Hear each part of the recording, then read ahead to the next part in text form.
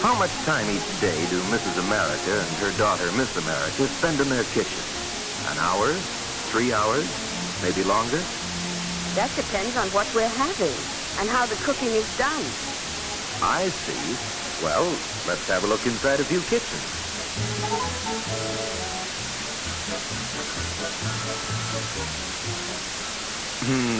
Pardon me, madam. Don't look now, but your pot is boiling over.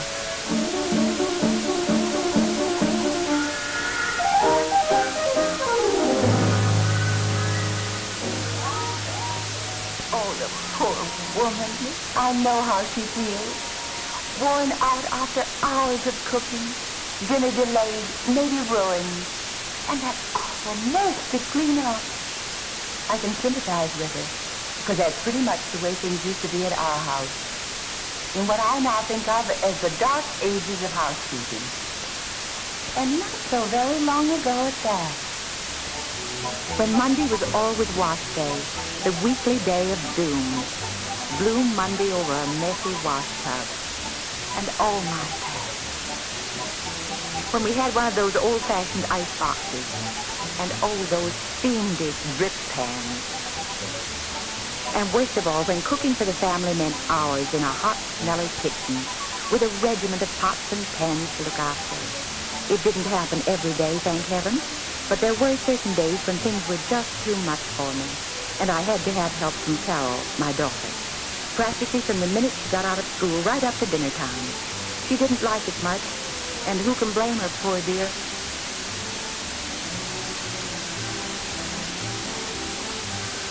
And that telephone. I mean, right in the middle of things. Sammy, my 10-year-old, tried to be helpful on such days, running errands and answering the phone.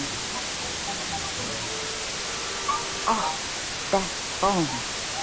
Those last-minute calls from my husband. He was bringing company home for dinner. Don't go to any extra trouble, dear. Just throw a few things together and set an extra plate or two, that's all. That's all, says he. With not enough time to get everything ready, the children and I felt like these scenes looked. But somehow, don't ask me how, we usually managed to get a meal cooked and on the table.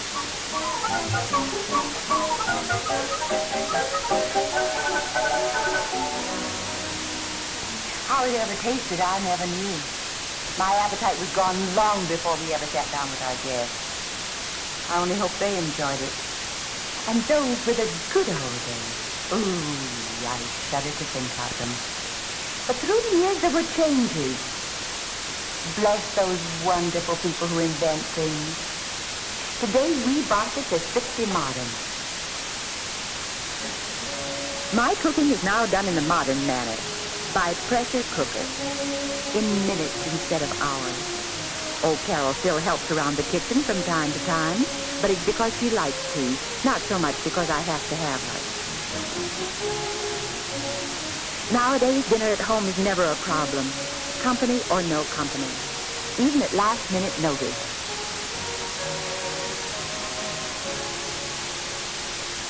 How did you happen to change over to this modern way of cooking? Well, it didn't just happen. I hate to admit it, but if it's been left up to me, well, frankly, I was forced into it. Or rather, shamed into it by Carol. Bless her. She called me old-fashioned. As out of date as a day 90s bustle. It's really hardly out of my 30s. I didn't mean to be unkind to Mother. I mean about calling her old-fashioned. But she did spend an awful lot of time in that kitchen. And I did too, helping. Frankly, I have better things to do with my time. I got my big idea about a pressure cooker during a demonstration in my home economics class at school. Then I found out that Laura Miller's mother had been using pressure cookers for a long time. Laura is my girlfriend. Jack is her brother. A nice boy, if you like boys.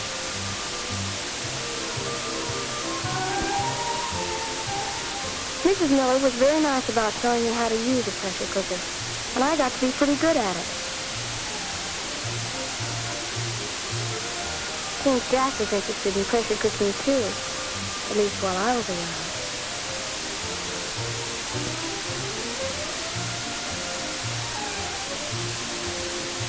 When I got to be really good, I tried to convert Dad. It wasn't easy, but I made him a proposition he couldn't afford to turn down. My idea was for him to advance the money to buy a pressure cooker. After our first pressure-cooked meal, if he didn't think it was worth it, he could take 50 cents a week out of my allowance until he got his money back. It was a deal. And one fine day, I came home with our first pressure cooker. A Presto Meat Master, really the worst. And what a beauty. Even Mother went goggly-eyed. I wanted to cook the first meal, with Mother just helping. Like most elderly people, she had doubts. But she finally gave in. Mrs. Miller sent Jack over with one of their cookers, so I could use it for my vegetables. Jack wanted to hang around, but I knew he'd only get in the way, so I invited him to dinner and sent him on his way.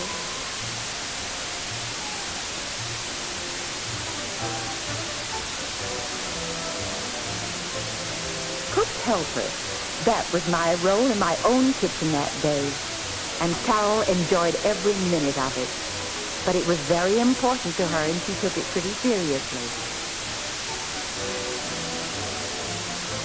I had heard, of course, that pressure cooking saves lots of time, but there was something even more important. In her home economics class at school, Carol had learned that it preserves vitamins and other nutritional values. Well, if that was true, it meant better tasting and more nourishing meals for the family, and more free time for Carol. It would also mean escape from the old kitchen drudgery for me. That was a lot to expect from a kitchen utensil, but that's what we were going to find out, and a lot depended on that first meal. It was a test in more ways than one, to see if this new way of cooking would really do all the wonderful things Carol said it would. While she worked, I watched closely and listened carefully as she explained things. Brown, or sear the meat thoroughly first before cooking. That seals in the meat juices. The meat, now thoroughly browned, was then ready for cooking. She used very little water, only enough to make steam and to be used as gravy later. Then she let me add the seasoning. Either she wasn't too sure of just how much to put in. She was just being kind to her dear old out-of-date mother. In either case, I was humbly grateful. The cooker was now ready to be closed, and the heat turned up. About 2 minutes later, Carol checked to make sure there was a steady flow of steam. We then had 2 or 3 minutes before real cooking time started. Carol was feeling terribly efficient, so there was no time wasted in idleness. We got started on the salad.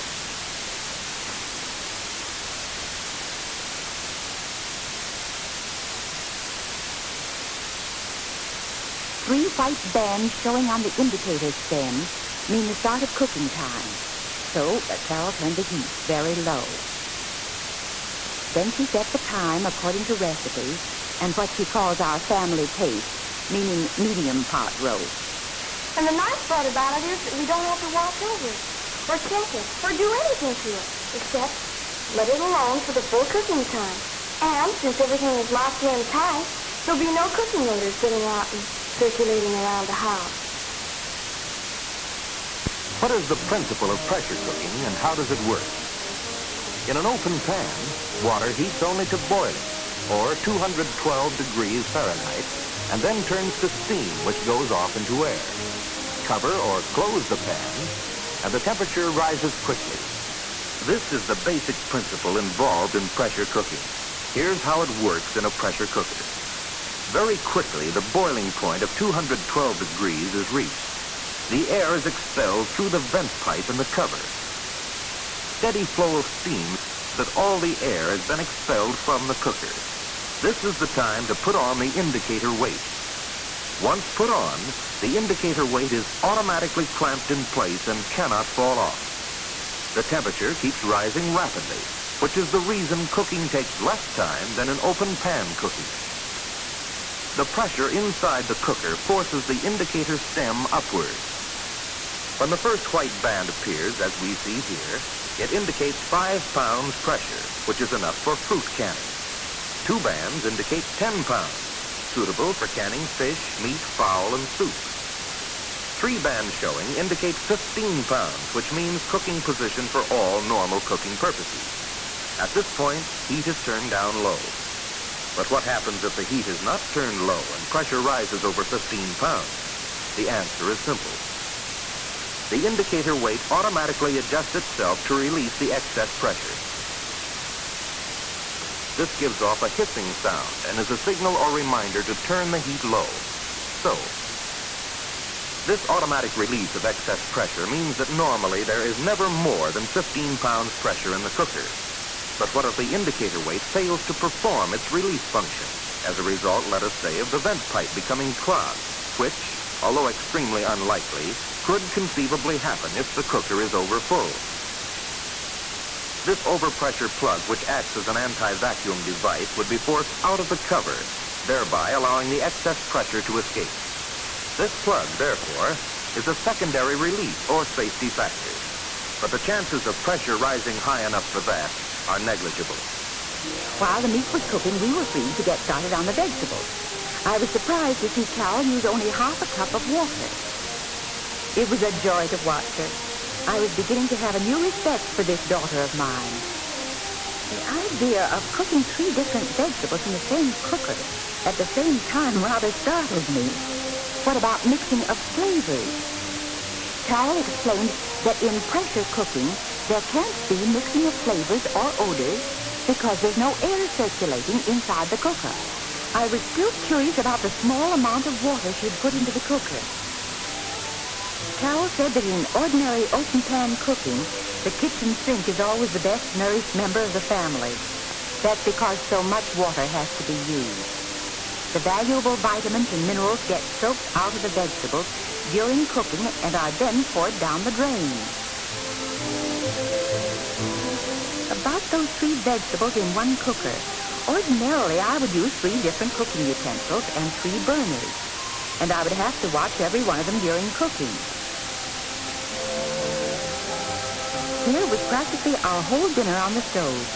Meat and 3 different vegetables, and only 2 cookers. I admit I was impressed.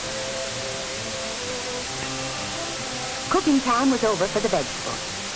No hustle or bustle, no ragged nerves or aching muscles, no cooking odors, and the kitchen cool and comfortable. Before opening the vegetable cooker, Carol held it under running cold water for quick cooling. The 3 white bands had to sink out of sight before the indicator weight could be removed. Then the cooker was ready to be opened.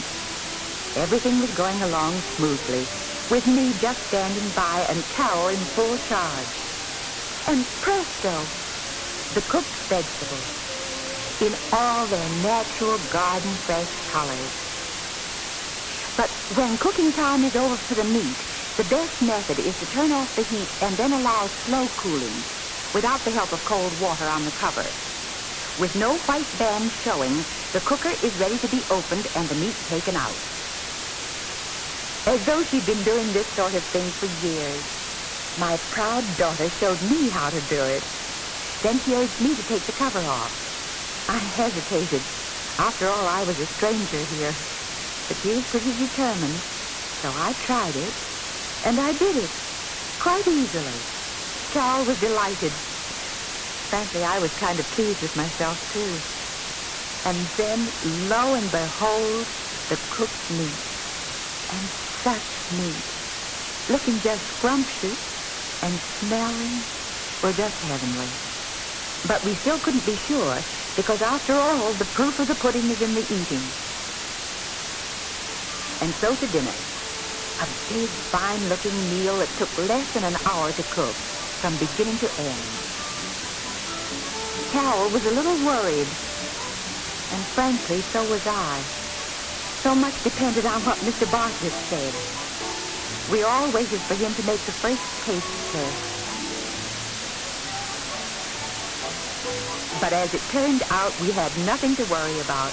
Mr. Bartlett was sold. As for me, well, I was sold even before I tasted a thing. But when I tried the meat, there was never a doubt left. At least with a presto cooker, my Carol had proved herself a fine cook. Sammy was his usual ravenous self, only more so that day. Carol had more than proved her point about pressure cooking, not only in the time and the work saved, but also on food taste and texture. This was really her day of triumph, and we were all proud of her. Her father just beamed and helped himself to more. As for me, well, I was almost weepy with pride, and with something else that mothers feel on occasions like this. I found myself glancing over at her and saying to myself, that's my girl. Well, that's all there is. There isn't any more. Or is there? Yes, Mrs. Bartlett, there is. Most of the things that should be known about pressure cookers are summed up in several practical questions. Will it be easy for me to handle? With a little practice, just as easy as you saw Carol handle it. That's because the best and most modern pressure cookers are light in weight, simple in design, safe and easy to use. Will it save me time and cut down on my kitchen work? That is one of its chief values. Pressure cooking cuts from 1/2 to 3/4 of ordinary cooking time, turning hours into minutes. Let's check into a few more examples of time and work saving taken at random from the pressure cooker recipe book.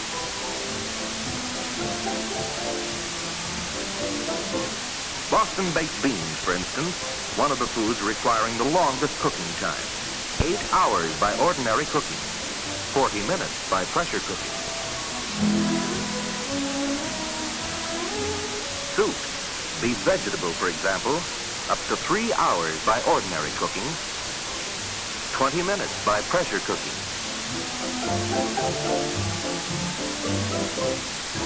Other soups like French onion soup and split peas, the same time or less.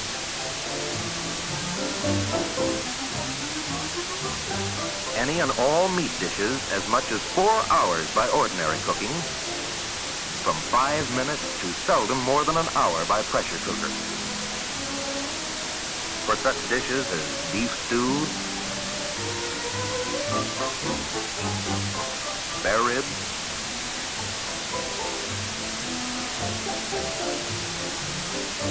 spaghetti and meatballs,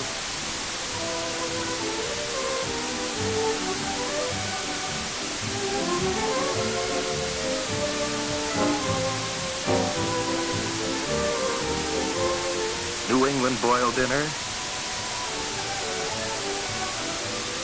Anyone else around here getting hungry? As for vegetables, up to an hour by ordinary cooking. By pressure cooker, from 1 to 3 minutes for some vegetables, like broccoli, cauliflower, carrots, peas, and asparagus. From 3 to 8 minutes for vegetables like corn on the cob and onions. And from 10 to 15 minutes for other vegetables like whole carrots and large potatoes. And so on down the line for fish and seafood, chicken, cooked cereals and baby food,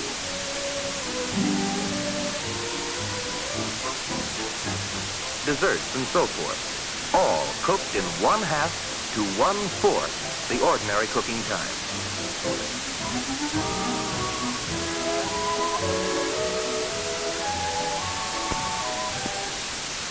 Most people know, of course, that pressure cookers are used for canning. It may be of interest to know that the United States Department of Agriculture recommends canning by pressure cooker as the only safe method for canning non-acid foods. Will the pressure cooker improve my cooking and give my family better and tastier meals? I'd like to answer that question.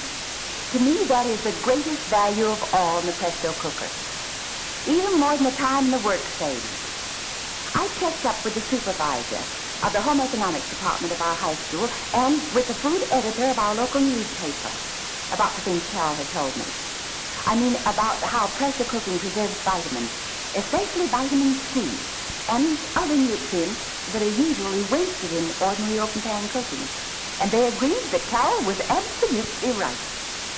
Oh, and another thing I found out by first-hand experience, and by asking my family, my friends, it is that pressure-cooked foods preserve and even improve food flavors, and the colors of food and the texture.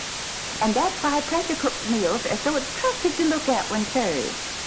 With my family, I don't have to worry at all about tempting their appetites, including mine.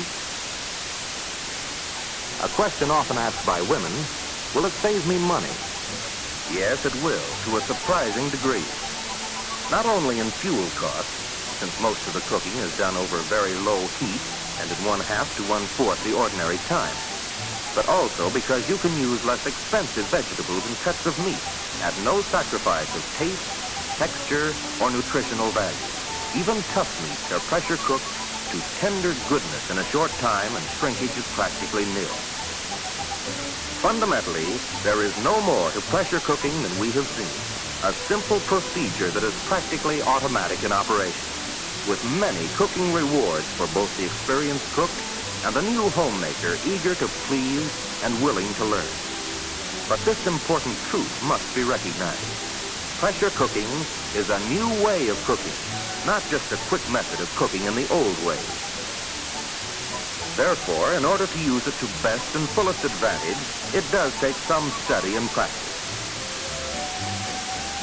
Those of you who look forward to owning your first pressure cooker, and those of you who already own one but allow it to remain stored away in a closet or cupboard unused, must remember this.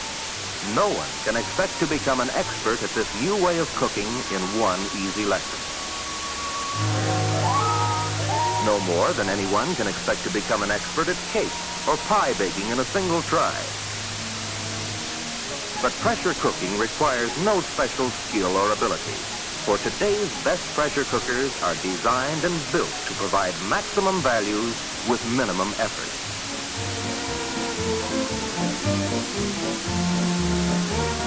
The simplest and best guiding principle is this: follow directions exactly as given in the Presto Cooker recipe book, and be willing to adapt recipes to the particular taste of your own family. For the girl or woman who will take the time to follow directions, who will use a normal amount of common sense and a minimum of cooking imagination, a pressure cooker can become the key to new and wonderful delights in time saving, elimination of kitchen drudgery, better nutrition, economy, and new thrills in delicacy of taste.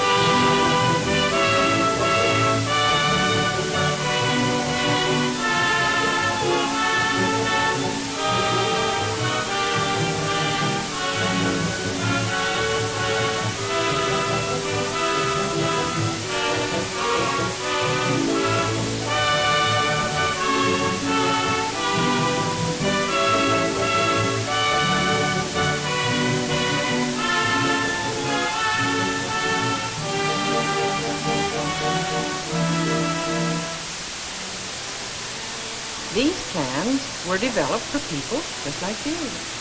People who are interested in having the very latest ideas and designs that will help them cut down on the time and the effort that must be spent in doing kitchen work. Since you folks have an old-fashioned kitchen, you know the amount of stooping and reaching that must be done, and the running from one corner of the kitchen to the other. During the last few years, our Bureau and the land-grant colleges have received hundreds of requests from farm homemakers asking for suggestions that would help them do their kitchen work faster and more easily. That's why we've developed this system. Well, just how did you go about developing the design for this new kitchen? We based our planning on established principles of work simplification to supply storage space and workspace for all the activities that take place there, arranged for maximum convenience and with good working height and good light. Incidentally, we developed this U-arranged kitchen first, but the principles of planning we use, we can apply to other arrangements, such as the L and the corridor type. Laboratory research in our Bureau and in the State Agricultural Experiment Stations has made evident many of the requirements of a good kitchen. For example, we have learned that more counter space is required for the making of cookies and bread than for any other mixing operation. Experiments have shown that we need at least 36 inches and that 42 inches is a more desirable length for the mixing counter. Different kitchen jobs have been studied to determine the most comfortable working height for each. To obtain different heights in our kitchen, we use pull-out boards. We designed revolving corner cupboards to make the greatest use of available space. These bring things out in the open, so they're easily seen and reached. Models for many features were made and experimented with. Some were used, some discarded.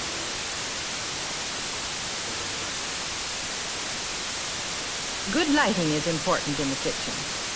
To obtain this, we developed a design for a homemade fixture, which would enable the farmer to use modern lighting at minimum cost. A shallow wooden trough in which we mounted four 40-watt fluorescent tubes was hung 8 inches from the ceiling, above the work center. And finally our kitchen began to take form. The units for each activity were put together to secure an orderly sequence of work. We planned this kitchen to take care of the preparation of food, eating, clearing, and some food preservation.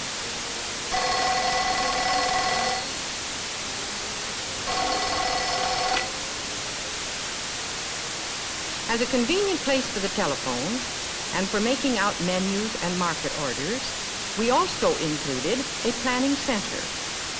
The planning desk is actually a drop-leaf table on casters, which can become a tea cart or an extra work or dining table. By placing a large picture window across the end of the kitchen, we gained the benefit of natural light over all work surfaces. Since most women prefer to work from right to left, we placed the mixing center in the right leg of the U, between the refrigerator and the sink center.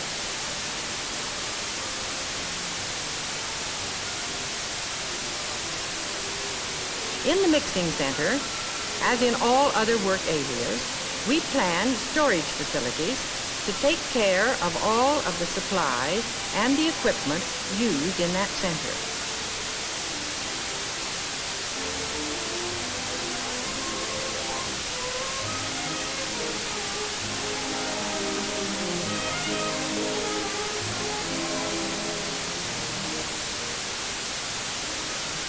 These revolving corner shelves make it possible to store the heavy and frequently used foods near working level.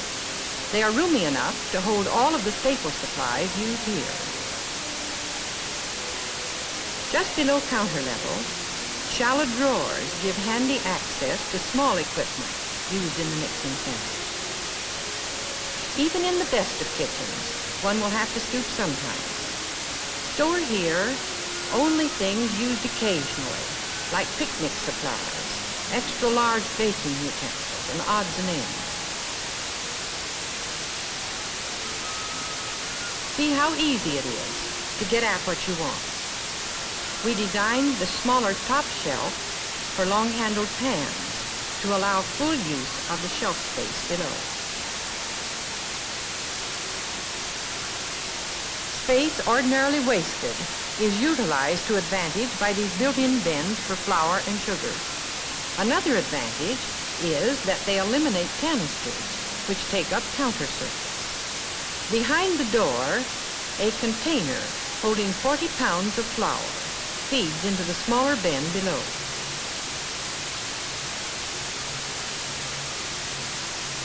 Top shelf space is used to good advantage by vertical files for baking pans. This does away with stacking and with scooping or excessive reaching. This mixing center, like the other centers in our kitchen, embodies all the principles of good planning. Thus it has plenty of work surface at comfortable height, well lighted by natural and artificial lighting, with everything needed stored within easy reach. For sitting at work, this pull-out board at lap level, 26 inches above the floor, gives a good working height. It permits a woman to sit comfortably in an ordinary kitchen chair with a good backrest, her feet flat on the floor while she's working at long and tedious jobs.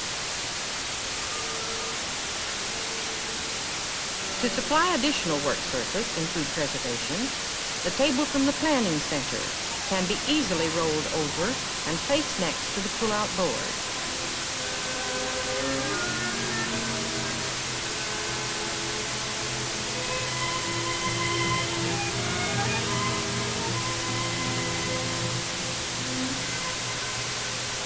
To the left of the mixing counter is the vegetable preparation and dishwashing center. With knife rack and utensil cupboard at the right, vegetables in front of her, and sink at the left, this worker has a step-saving setup for preparing vegetables. A garbage hatch in the counter eliminates stooping and avoids repeated handling of garbage. The pail in the metal lined compartment below can be removed for emptying from the outside to an insulated door in the wall.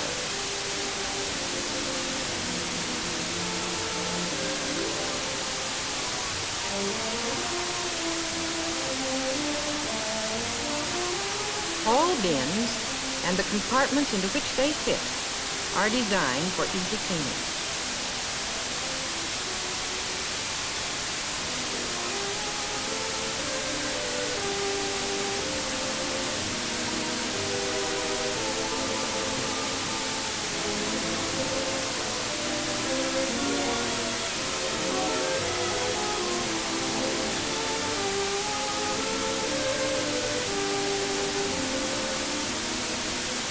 In the cooking and serving center are all of the supplies and equipment used at the range.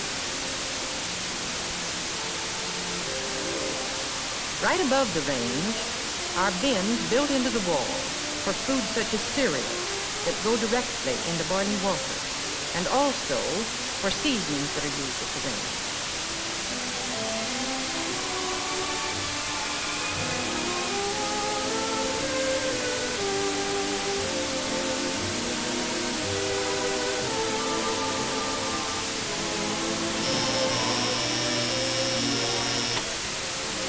Notice how these doors fold back, safely out of the way.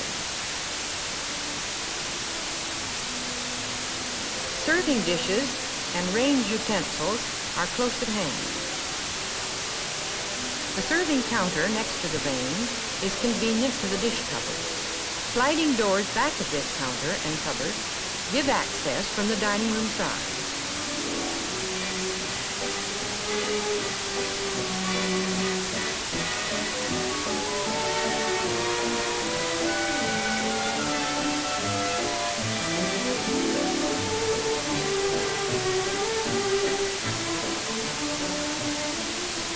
In the dishwashing center, dishes are scraped directly into the garbage patch and stacked ready for washing.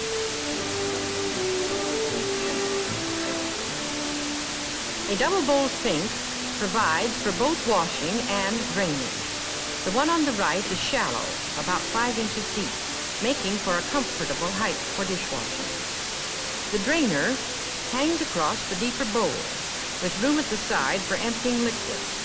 This bowl, because of its depth, 8 inches, is also satisfactory for washing large quantities of fruit and vegetables. Just back of the faucet is a cupboard for storing soap and cleaning supplies. Extra supplies and a handy wastepaper basket are kept under the sink.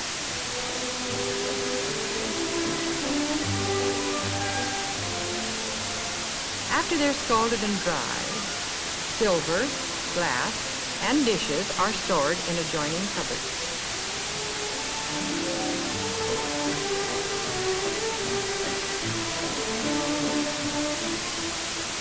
Here's a handy rack for drying dish towels.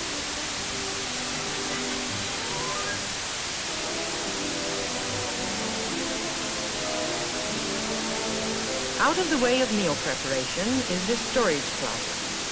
Besides cleaning equipment, it has a rack for first aid supplies, convenient for emergencies. The upper section is reserved for a few jars of canned food, saving trips to the food storage room.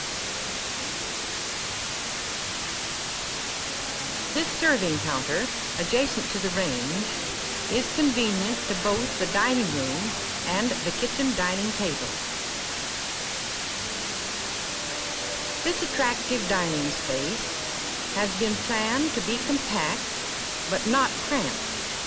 It gives ample room for a table that can be extended to seat 6 comfortably. A ledge under the large picture window is wide enough to hold the electrical equipment used at the table. Shelves below give convenient storage space. In this kitchen that has made her task of food preparation so much lighter, the housewife can share her family's enjoyment at mealtime.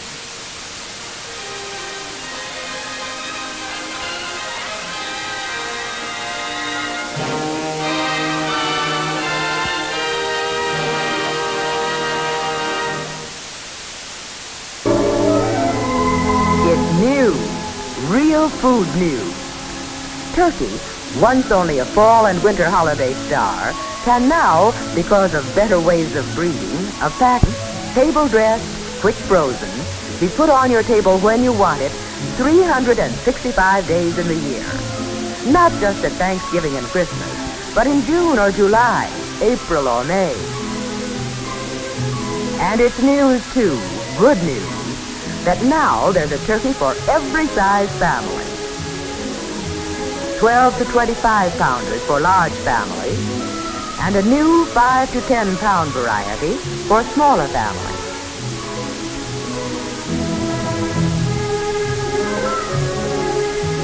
With all this good news, we in the Merry Gifford Kitchen wanted to make sure that the information was made available to every homemaker.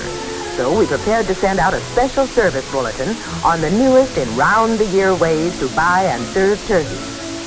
One of the big headlines is that today, instead of the long-established way of getting a turkey, only partially oven-ready, in a style known as New York dress, you can buy a turkey that is completely and immediately ready for stuffing and roasting.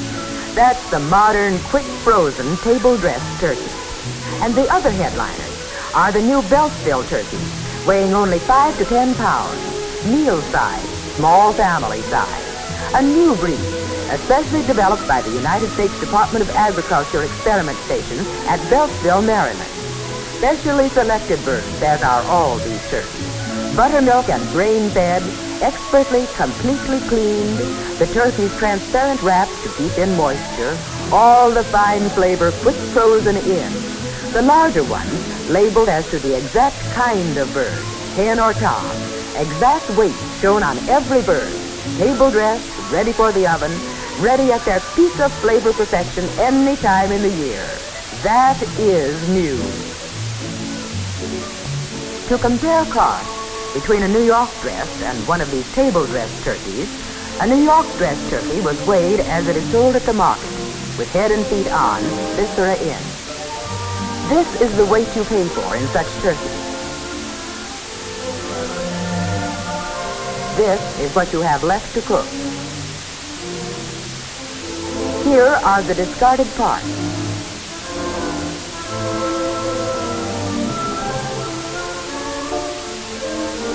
The turkey has lost nearly 1/5 of its original weight.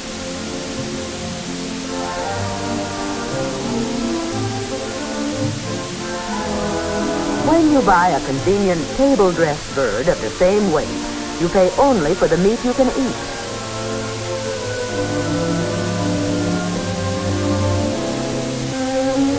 As you can see here. So with a fine value story to feature, into our bulletin go notes on how to give quick frozen table-dressed turkeys treatment worthy of their fine quality. First, how to defrost.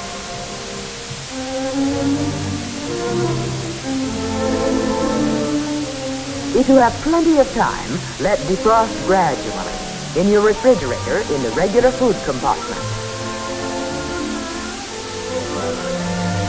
Allow 24 hours at least.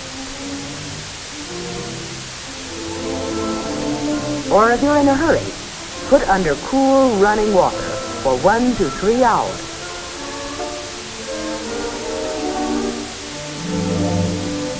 When just pliable, the leg can be moved. Turkey is ready. And once defrosted, don't refreeze. Turkey is a delicate food. Thaw and cook and eat. Now, defrosted and flavor fresh, the turkey's ready for the finest dressing, giblet dressing. First, remove the parchment wrapped packages of giblet.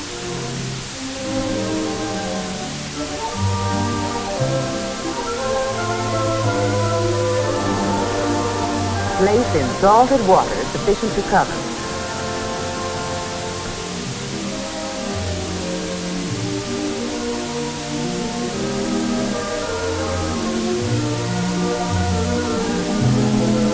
Be sure to get giblets from neck cavity.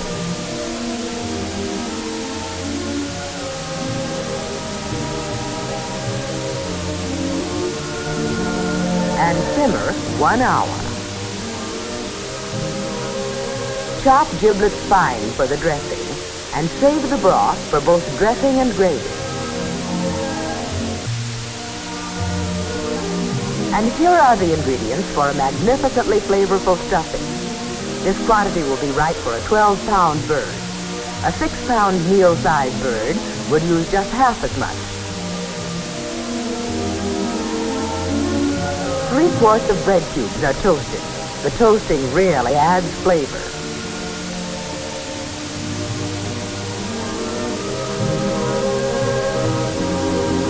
Over the toasted bread cubes, pour a mixture made by browning lightly, 3/4 cup of chopped celery and 3/4 cup of onion in 3/4 cup of butter or margarine. Then add 1 tablespoon of chopped parsley, 1 tablespoon of salt, 1/4 teaspoon pepper, 3/4 teaspoon of poultry seasoning, the giblets,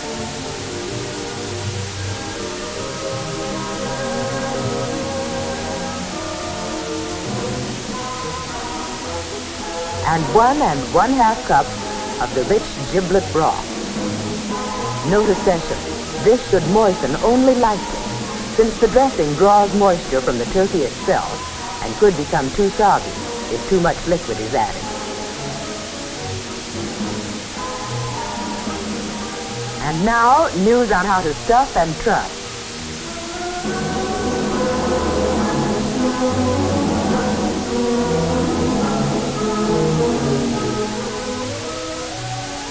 After rubbing the inside of the bird with 1 teaspoon of salt, stuff the neck cavity first. Fold the wings close against the body, pull the neck skin back over the wingtip, and skewer thus.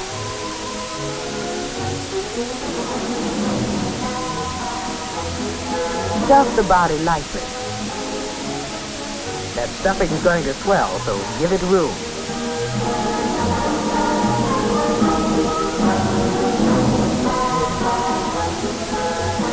Put 2 or 3 toothpicks or skewers across the opening.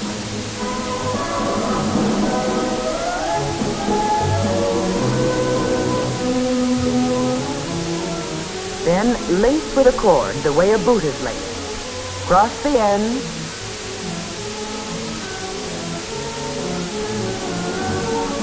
Wind around the legs. And draw the legs close together, tying securely to the tail piece.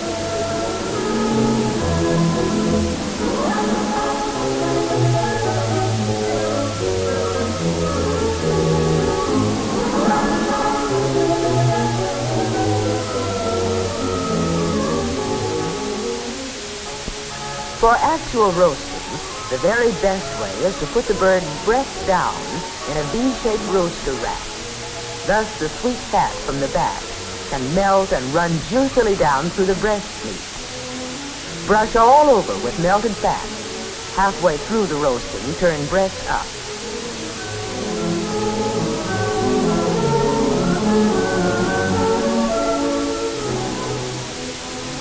And there you are, turkey ready to roast. Prepared exactly the same way, whether this meal-sized belt bill or the larger bird.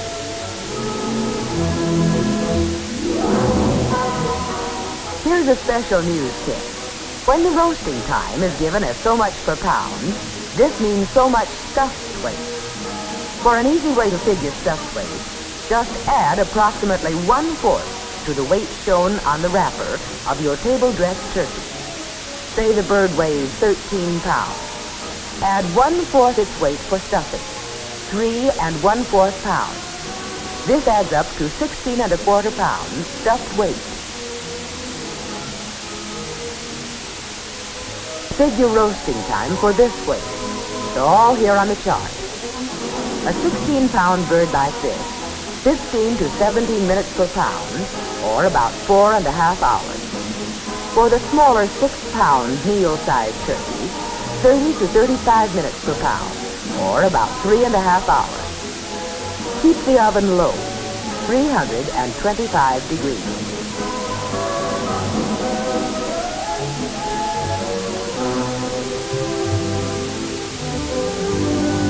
Turkey goes with so many dishes.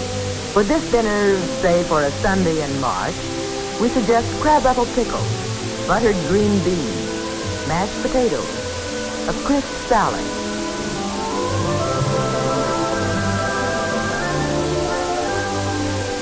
The turkey's out of the oven. A meal-sized belt fill, 5 to 7 pounds. Just right for a family of 4 to 5. And there it is, eating ready.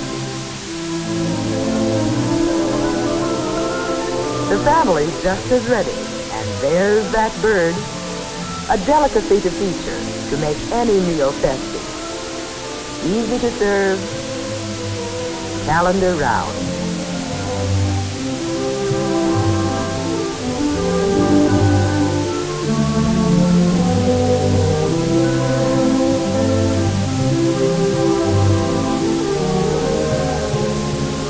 Picnic time.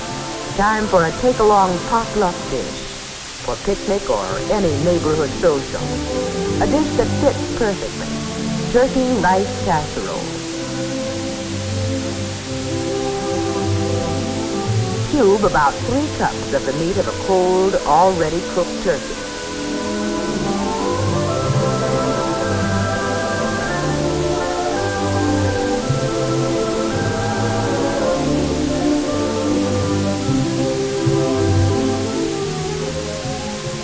Have ready, boiling, 5 cups of broth made from bones and skin. Add 1 cup of raw rice, 1/3 cup of chopped celery, and 1/3 cup of chopped onion.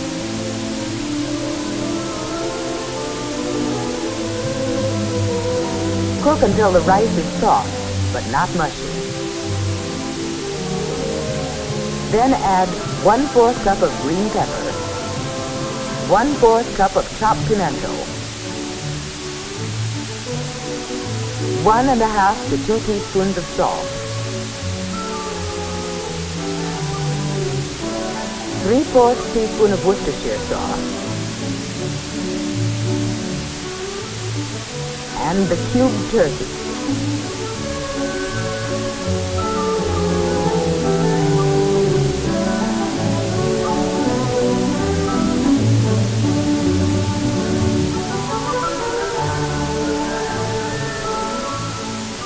Put it in a casserole, edge with 1/4 cup of breadcrumbs, mixed with 1 tablespoon of melted butter.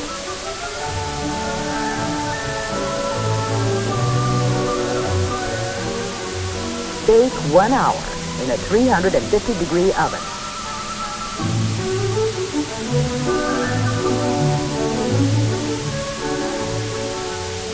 The distinctive flavor of good, rich bites of turkey, combined with all the flavors of the sauce, makes this a social star, picnic or party, a dish that is new, that makes new.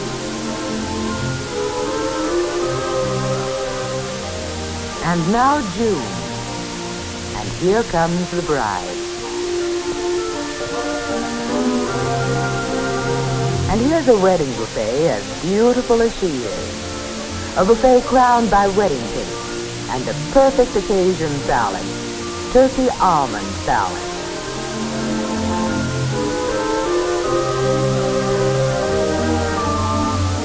For family-size proportions, cube 2 cups of cold turkey. Add half this quantity, 1 cup, of fine red grapes, seeded. 1 cup delicately thin slices of green celery. And sprinkle with crisply toasted almonds. Just enough dressing to moisten.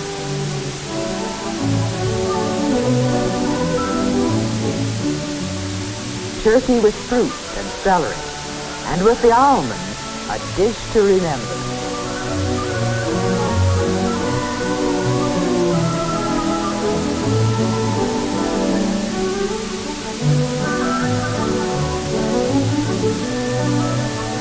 Here, we heap it in a bowl lined with spring fresh lettuce. It must then be kept well chilled until ready to serve.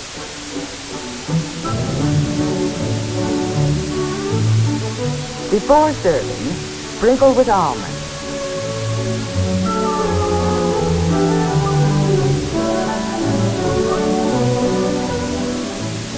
Or for the wedding buffet, put in individual lettuce cups.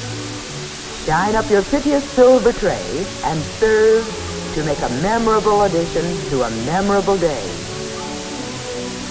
So here's to them. May their home be graced with many a fine turkey dinner together.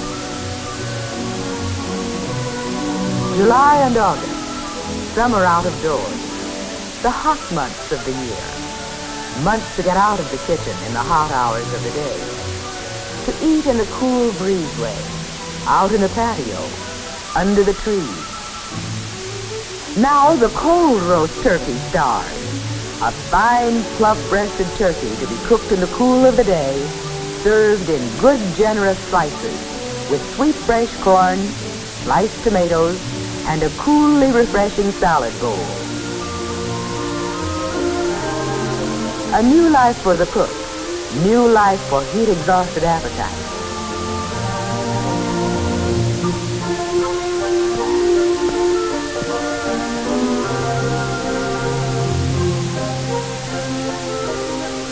By the way, no need to stuff if you're serving the turkey cold. Unstuffed, allow less time, too. Only 10 to 12 minutes per pound.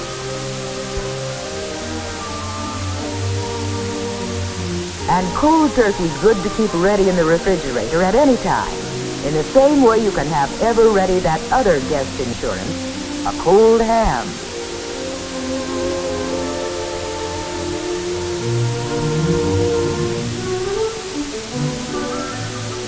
And about midnight, there may be an extra meal slipped in for turkey nibblers only. A fine roast turkey ready in the refrigerator. That's eating, that's living.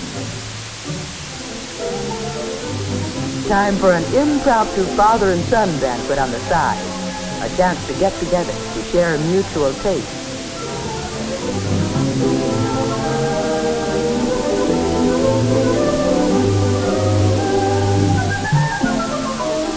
Then, on a cool October night, what better than crisp, hot turkey pinwheels with mushroom sauce? A happy return engagement recipe for any turkey. For these, roll biscuit dough thin.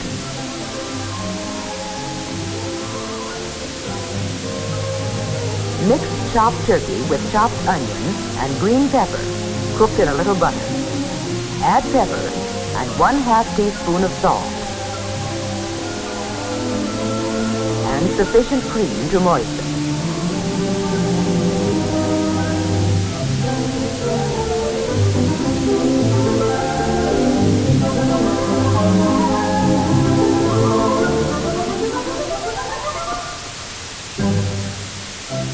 Spread over biscuit dough, not quite to the edge.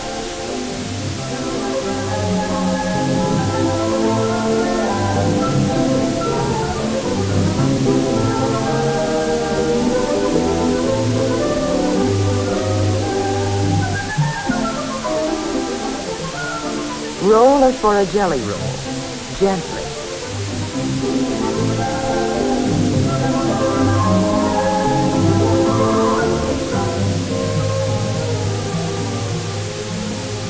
Even up the end. Cut in 1 1/2 inch slices.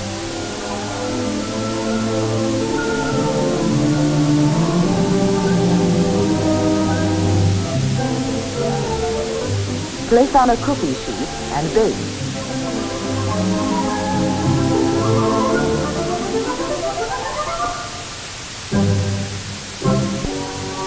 Over this, serve your favorite mushroom sauce. Mouth-watering, filling, for another meal headliner.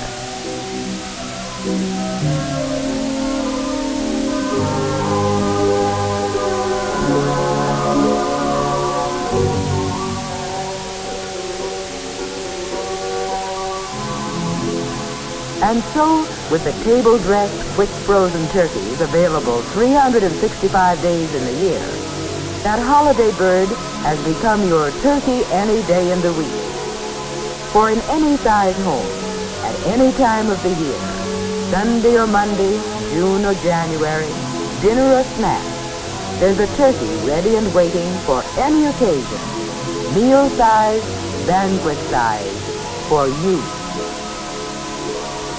And now for that time of the year when turkeys are traditionally served, Thanksgiving or Christmas. Once upon a time, the only time people served turkey. Always popular, so put in your order early.